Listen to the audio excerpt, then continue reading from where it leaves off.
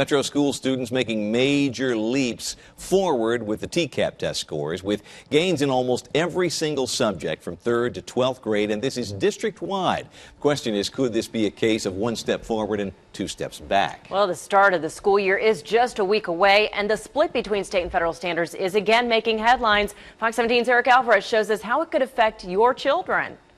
Hillsboro High the week before the first day of school. The hallways are empty, but the library, the cause and effects of the Civil War, is full of teachers preparing for the start of another school year. So let's take a few minutes, look at the ones now. But the skills they're practicing today come up with at least one enduring understanding that you would want your students to have. Won't necessarily help their students with the end of the year test. TCAP is not aligned with the instruction that our teachers give. Director of Schools Dr. Jesse Register says that's because Common Core forces educators to teach one thing in the classroom. We start introducing symbols in almost 4th grade, while the state tests them on completely different standards. And that's a continuing challenge in classrooms for teachers and students.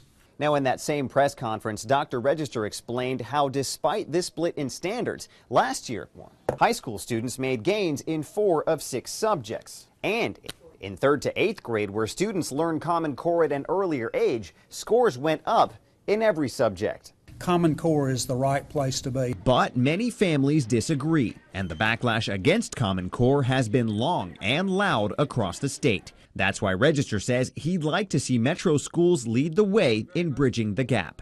What I'd like to do next year is abandon TCAP and test district-wide whatever aligned assessment comes. We'll field test it for the state.